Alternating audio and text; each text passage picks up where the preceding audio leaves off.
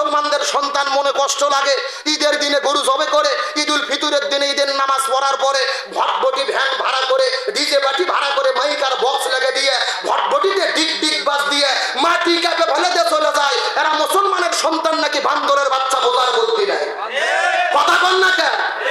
এমনও লোক আছে কুরবানি দিয়ে সারা বছর ফ্রিজত গোস্ত দিয়ে খায়, এইরকম লোক আছে না নাই? আরে ভাই, যারা কুরবানি দেয় এদের ধান্দা বাদ দেন। আমাদের গ্রামে কিছু লোক আছে, ওরা গরু কুরবানি ছাগল কুরবানি দেয় না, কিন্তু কুরবানির আগে ফ্রিজ কেনে। জোরকন কি কেনে? একদিন জিজ্ঞেস করলাম, কে ভাই তোমার কুরবানি নাই, ফ্রিজ কে? ও বলতেছে, হুজুর আপনি কুরবানি দিয়েও যা, আমরা না দিয়েও তাই। মানে আমরা কুরবানি দিয়ে 7 ভাগে গোস্ত ভাগ পাই 8 কেজি, ও কুরবানি দেয় না, বাড়ির সদস্য 10 জন 10 ভাগ পাইয়া গোস্ত হয়ে গেছে 25 কেজি। দেখা গেল আমার ফ্রিজের তলা ফাঁকা, ওর ফ্রিজ ভরা। কথা বল না কে? এমনও লোক আছে কুরবানির হাটে গরু কিনতে যায়, গরু কেনার আগে সেলফি শুরু হয়। যেরকম কি একেবারে গরুর ঘাট ধরে সেলফি তুলতেছে, গরু বাড়িতে নিয়ে যে সেলফি তুলে বন্ধুদের পাঠিয়ে দিচ্ছে, কেউ আবার মাইটে দিচ্ছে। কুরবানি যে করবে, গরু জব হচ্ছে, ও সেলফি তুলতিছে। এমনও লোক আছে গরুর চামড়া ছিলতিছে, গরুর উপরে সেলফি তুলতিছে। তার মানে গরু কেনার থেকে শুরু করে খাওয়া পর্যন্ত, বাটা পর্যন্ত আর সেলফি শুধু চলতিছে। সেলফি আর সেলফি, খালি মোবাইল ধরে খালি বাজ দিচ্ছে। কথা কন না কে? রে ওর কুরবানি আল্লাহর দরবারে কবুল হবে?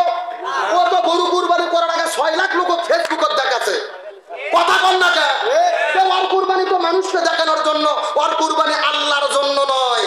এই জন্য সাবধান, গরু যেটা কেনেন, পশু যেটা কেনেন, ফেসবুকে দেবেন না, সেলফি তুলবেন না। ঈদের দিনে জবে করার সময় সেলফি, গোস্ত বাটার সেলফি, রক্ত মাতানোর সেলফি। আবার কিছু কিছু যুবক গত বছর দেখলাম একটা করে আপনার টি-শার্ট বানাইছে, পেছনে লিখে দিয়েছে 1 দিনের কষাই। কয় দিনের কষাই? মানে ওরা নাকি 1 দিনের কষাই হচ্ছে, ইচ্ছা মতো গোস্ত নিয়ে খেলাখেলি করতেছে। এখানে বিষয় দিয়েছে পবিত্র ঈদুল আজহা কুরবানি সম্পর্কে আলোচনা করার জন্য আজকের মাহফিল। টাইম যেহেতু কম, ভূমিকা ছাড়াই আমি আপনাদের মধ্যে কথা বলতে চাই।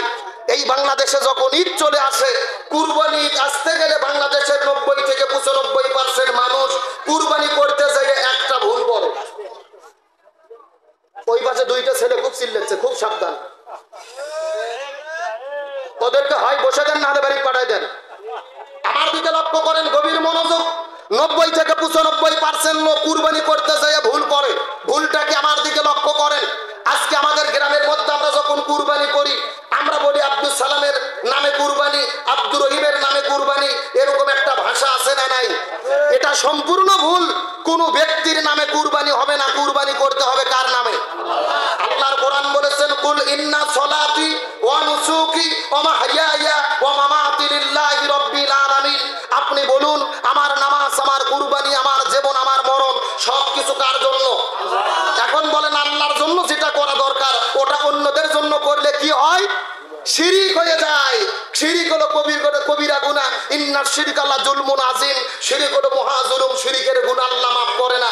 একটাবার ভেবে দেখেন, আমরা জীবনে কত ভুল করছি। আল্লাহ বাদ দিয়ে ব্যক্তির নামে কুরবানি আমরা করি কি করি না? এমনকি হুজুরের কাছে একটা কাগজ লিখে দেওয়া হয়, হুজুর একেবারে খেটা খেট 10-12টা নাম বলতিছে, আব্দুল সালাম, আব্দুল করিম, রুহুল কুদ্দুস, বুলু, আবুল মফিজ, সব কয়ে কুরবানি দিচ্ছে। এদের নামে কুরবানি সম্পূর্ণ ভুল। কোন ব্যক্তির নামে কুরবানি নয়, কুরবানি কার নামে? তাহলে সমাধান কি? আমাদেরকে বলতে হবে অমুক ব্যক্তির পক্ষ থেকে, অমুক ব্যক্তির পক্ষ থেকে, কিন্তু কার নামে কুরবানি? আজকে বাংলাদেশে যখন কুরবানি চলে আসে, আমাদের মধ্যে একটা তর্ক বিতর্ক চলে আসে, 7 ভাগে কুরবানি হবে কিনা, ভাগে কুরবানি দেওয়া যাবে কিনা। বিশেষ করে বাংলাদেশের আহলে হাদিসের যারা শায়েখ আছে, এরা বলে ভাগে কুরবানি চলবে না। আবার এখন নতুন করে বলতিছে ব্যক্তির পক্ষে কুরবানি হবে না, পরিবারের পক্ষে কুরবানি। ভাগে কুরবানি হবে কিনা জানার দরকার আছে না নাই? গভীর মনোযোগ, আমার কথাগুলো প্রয়োজনীয়। আমি সরাসরি কোরআন সুন্নাহর আলোকে বলতেছি, ভাগে কুরবানি দিতে পারবেন, তবে ভাগে কুরবানি 3টা কারণে বাতিল হয়। জোরে বলেন, কয়টা কারণ? ভাগে কুরবানি 3টা কারণে বাতিল হয়ে যায়। এই 3টা কারণ বলার আগে আমি বলি, ভাগে কুরবানি জায়েজ আছে কিনা। আমার নবী হাদিস শরীফের মধ্যে বলেন, বুখারী শরীফের হাদিস, ওয়ান জাবির বিন আব্দুল্লাহ রাদিয়াল্লাহু তাআলা খারাজনা মা রাসূলুল্লাহি সাল্লাল্লাহু আলাইহি ওয়াসাল্লাম। হযরত জাবির বিন আব্দুল্লাহ বলেন, আমরা নবীর সঙ্গে সফরে বের হলাম। সফরে বের হওয়ার পরে আমরা কুরবানি করেছি রাসূলের সাথে। এক গরুতে 7 ভাগ, এক আপনার উটে 7 ভাগ। সুবহানাল্লাহ বল।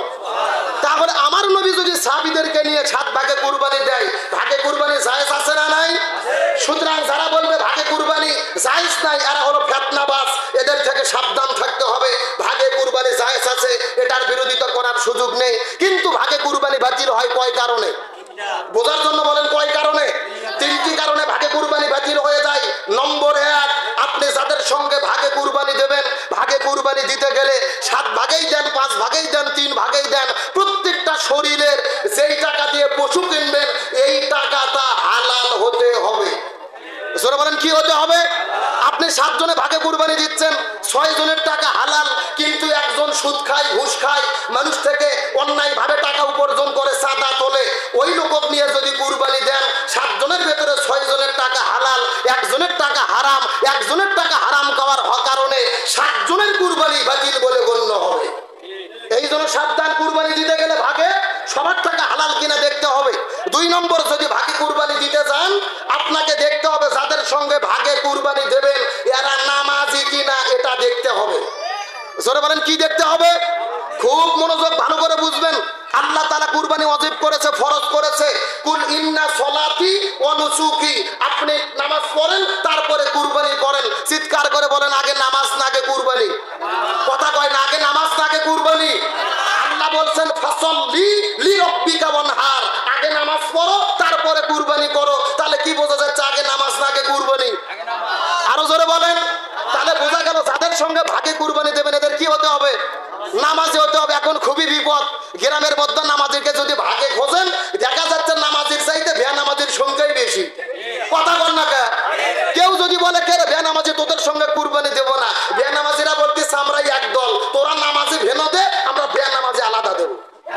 পরে দেখা যাচ্ছে বেনামাজি দলই বড়। কথা বল না কে? এখন সমাধান কি ভালো করে বুঝবেন। বেনামাজিদের কুরবানি দিতে দেবেন না এটা আমি চাচ্ছি না, বরং আমি চাচ্ছি শরীয়তের ফায়সালা, আপনি যেহেতু কুরবানি 15 দিন পরে দেবেন, টাইম আছে, আজকে থেকে আপনি নামাজ ধরেন। তাহলে 7 ভাগে কুরবানি দেবেন, 6 জন নামাজ পড়েন, 1 জন পড়েন না, এই 6 জন মিলে যে নামাজ পড়ে না ওকে আগে নামাজ ধরাতে হবে। তাহলে গভীর মনোযোগ, ভাগে কুরবানি 3টা কারণে বাতিল। 1 নম্বর হারাম উপার্জিত টাকার কুরবানি, 2 নম্বর বেনামাজের সঙ্গে কুরবানি, 3 নম্বর কারণ হলো যাদের সঙ্গে কুরবানি দেবেন কুরবানি দিতে গেলে তাদের সঙ্গে মনের সাথে মনের মিল হওয়া লাগবে। কি হওয়া লাগবে? এই 7 জনের মধ্যে 6 জনের মন ভালো, আল্লাহর সন্তুষ্টির জন্য কুরবানি দেব, কিন্তু একজনের ধান্দা হলো কুরবানি যা হয় হোক, সারা বছর গোস্ত খাইনি, 700 টাকা কেজি গোস্ত খাওয়া লাগবে, এই নিয়তে যদি কেউ কুরবানি দেয় ওই একজনের নিয়ত বিফলে যাওয়ার কারণে পুরো কুরবানি বাতিল বলে গণ্য হবে। তাহলে গভীর মনোযোগ, শর্টকাটে মূল কথা বোঝেন। আপনি ভাগে কুরবানি দেন, জায়েজ আছে, না জায়েজের কোনো সুযোগ নেই। 1 নম্বর যাদের সঙ্গে কে বারে না না মাইকের চাইতে আর সাউন্ড বেশি। এই আমার দিকে লক্ষ্য করেন, ভাগে কুরবানি দেবেন তবে 3টা শর্ত। যাদের সঙ্গে ভাগে দেবেন হালাল উপার্জিত সবার সম্পদ হতে হবে, 2 নম্বর নামাজি হতে হবে, 3 নম্বরে আপনি দেখবেন সবার মন নিয়ত ঠিক আছে কিনা। এই 3টা শর্ত মানে ভাগে কুরবানি দেন, কিন্তু 3টা শর্তের লোক যদি খুঁজে না পান, ভাগে 2 লক্ষ টাকার গরু দেওয়ার চাইতে 6000 টাকার ভেড়া কিনে কুরবানি দেওয়া ভালো। কথা কি বোঝা যায়? ভাগে দেওয়া যাবে, তবে 3টা শর্ত মানে ভাগে কুরবানি দেবেন। আসুন, কুরবানি যখন চলে আসে একটা বিতর্কিত মাসালা, আলেমদের মধ্যে তর্ক বিতর্ক। আমরা 3 ভাগ করি কুরবানির গোশত, 3 ভাগ করা জরুরি কিনা, 3 ভাগ না করলে কুরবানি হবে কিনা। গভীর মনোযোগ, 3 ভাগ করে আমরা যে কুরবানির গোশত বন্টন করি সরাসরি কোরআন বা হাদিসে এই 3 ভাগ করার ডাইরেক্ট কোনো বর্ণনা পাওয়া যায় না। তাহলে আমরা কুরবানির গোশত কেমনে বন্টন করব? সরাসরি কোরআনের বক্তব্য, কোনো হুজুরের বক্তব্য নয়। সূরাটির নাম সূরা আল হজ, আয়াত নম্বর হলো 36। আল্লাহ তাআলা বলতিছে তোমরা যদি আল্লাহর সন্তুষ্টির জন্য কুরবানি দাও, কুরবানি যখন হয়ে গেল গোশত তোমরা কি করবা? ফাকুলু মিনহা, সেখান থেকে তোমরা খাও, ওয়া আতিমু, তোমরা দিয়ে দাও, ওয়াল কানিয়া ওয়াল মুতারর, তাদের মধ্যে গোশত বিতরণ করো, যারা তোমাদের কাছে গোশত চাই আর যারা চায় না 2 দলকেই দিয়ে দাও। সুবহানাল্লাহ। তাহলে আল্লাহ কয়টা বিধান দিল? ফাকুলু মিনহা, 1 নম্বরে নিজে খাও, 2 নম্বরে কি করো? তোমরা দিয়ে দাও, যারা তোমাদের কাছে চাই, যারা চায় না। কারা চাই? ফকির মিসকিন দরিদ্র অসহায়। চায় না কারা? আপনার গ্রামের ভাই প্রতিবেশী, এরা একেবারে ফকির মিসকিন না, তবে কুরবানি দেয়নি, আপনার আত্মীয় স্বজন, এদেরকেও দাও। এখান থেকে 3টা ভাগ পাওয়া গেল। 1 নম্বর নিজে খাবো, 2 নম্বর গরিব মিসকিনদের দেব, 3 নম্বর আত্মীয় স্বজনকে দেব। এই আয়াত গবেষণা করে ইমাম আবু হানিফা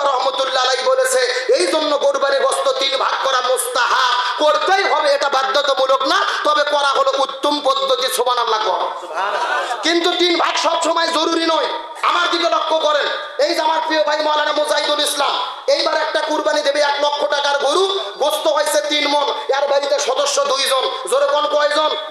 এখন 2 জন সদস্য কুরবানি দিয়েছে 3 মণে গরুর, ভাগ পাবে কয় মণ? 1 মণ।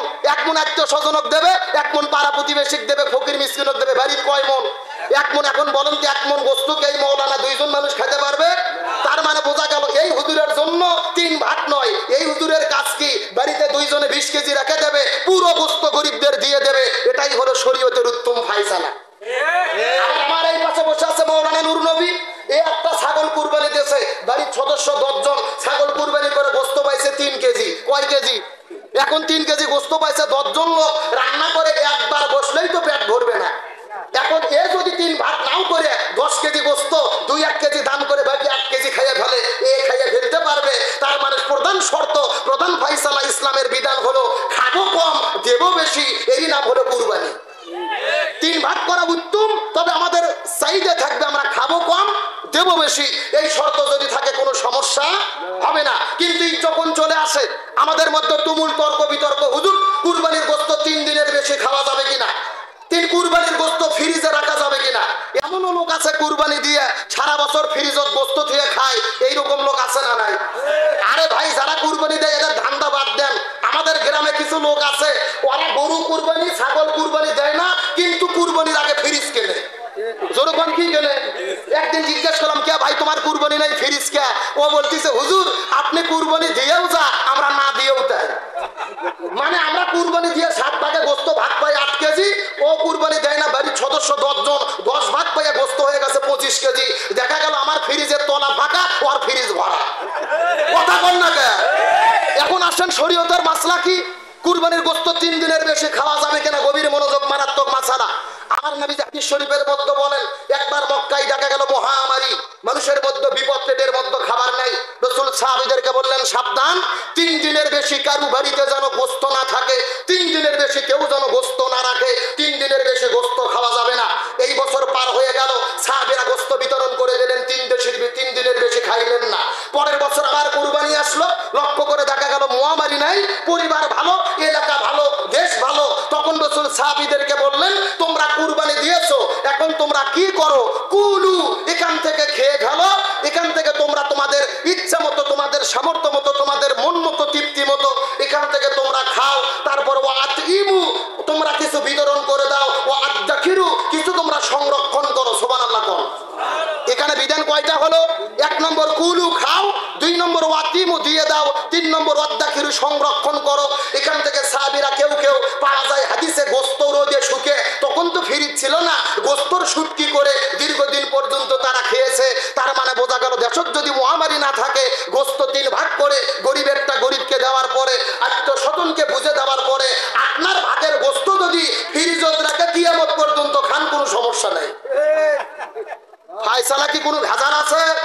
কিন্তু আপনার আগে মন ঠিক করা লাগবে। আপনার নিয়তে যদি থাকে গরু একটা কুরবানি দেবো, সারা বছর 700 টাকা কেজি গোস্ত কিনতে পারি না, ফ্রিজ ভরে খাবো, বিটি জামাই আসবে, বিয়েই বিয়ে আসবে, ইচ্ছা মতো খাবো, ওই নিয়ত করলে তো কুরবানি বাতিল। তার কারণে আল্লাহর কোরআন বলেন, লা ইয়ানালাল্লাহু লুহুমুহা ওয়ালা দিমাউহা ওয়ালাকিন ইয়ানালুহুত তাকওয়া মিনকুম কাযালিকা সাখখারাহা লাকুম লিতুকাব্বিরুল্লাহা আলা মা হাদাকুম ওয়া বাশশিরিল মুহসিনিন। আল্লাহ বলে, তোমরা যে কুরবানি করো, এই কুরবানির গোশত, চামড়া, রক্ত কোনো কিছু আমার কাছে আসে না, আমি আল্লাহ, আমার কাছে আসে তোমাদের অন্তরে অবস্থিত তাকওয়া। সুবহানাল্লাহ কোন? তার মানে আল্লাহ আপনার 2 লাখ টাকার গরু দেখবে না। আপনি 2 লাখ টাকা গরু দিয়েছেন মানুষকে দেখানোর জন্য, আর আপনার পাশে আব্দুল সলিম, সে কুরবানি দিয়েছে 6000 টাকার একটা ভেড়া আল্লাহর সন্তুষ্টির জন্য। আল্লাহ বলতেছে 2 লাখ টাকার গরু লোক দেখানো, ওর কুরবানি বাতিল। 6000 টাকা ওই যে ভাবাচ্ছে সেই ভেড়া, ওর কুরবানি আল্লাহর কাছে কবুল। সুবহানাল্লাহ কোন? আজকে লোক দেখানো ইবাদত আমাদের জমিনের মধ্যে আছে না নাই? আজকে এমন লোক আছে কুরবানির হাটে গরু কিনতে যায়, গরু কেনার আগে সেলফি শুরু হয়। যেরকম কি একেবারে গরুর ঘাট ধরে সেলফি তুলতেছে, গরু বাড়িতে নিয়ে যে সেলফি তুলে বন্ধুদের পাঠে দিচ্ছে, কেউ আবার মাইটা দিচ্ছে। কুরবানি যে করবে, গরু জব হচ্ছে, ও সেলফি তুলতিছে। এমনও লোক আছে গরুর চামড়া ছিলতিছে, গরুর উপরে সেলফি তুলতিছে। তার মানে গরু কেনার থেকে শুরু করে খাওয়া পর্যন্ত, বাটা পর্যন্ত, আর সেলফি শুধু চলতিছে, সেলফি আর সেলফি, খালি মোবাইল ধরে খালি বাজ দিচ্ছে।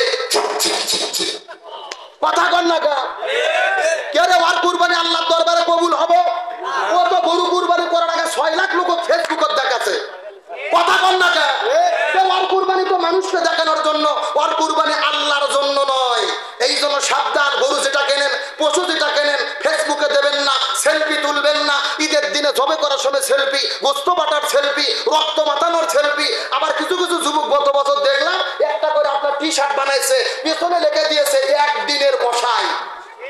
কয় দিনের কষাই?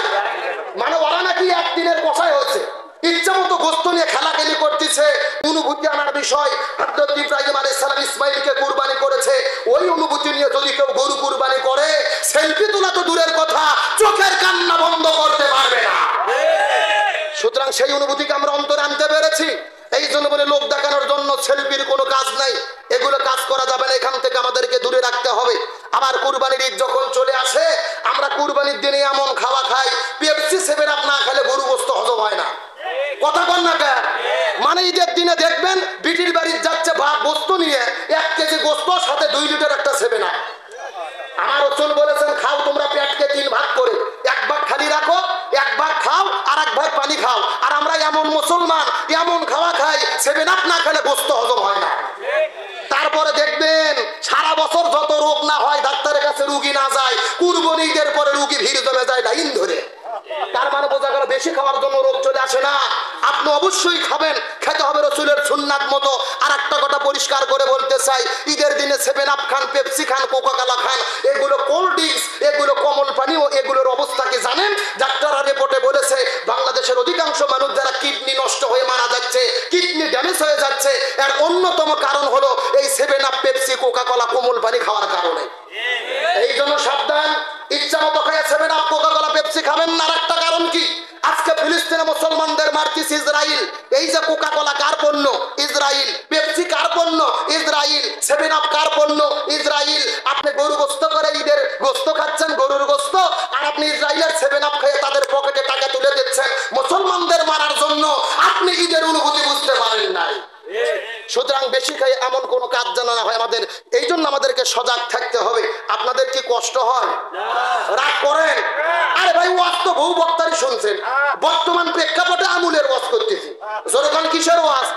এই আমুল তো শুরু হবে এই যে 7 দিন পরে যখন ঈদ চলে আসবে। কথা বলেন ঠিক কিনা? আমার দিকে লক্ষ্য করেন, আলোচনাগুলো মাথায় রাখেন, যে মনে কাজ দিতে পারে এগুলো আমাদের জানা দরকার। সামনে আসতেছে ঈদুল আজহা, ঈদ আমরা কেমনে পেলাম? আজকে মুসলমানদের সন্তান মনে কষ্ট লাগে, ঈদের দিনে গরু জবে করে, ঈদুল ফিতরের দিনে ঈদের নামাজ পড়ার পরে ভটভটি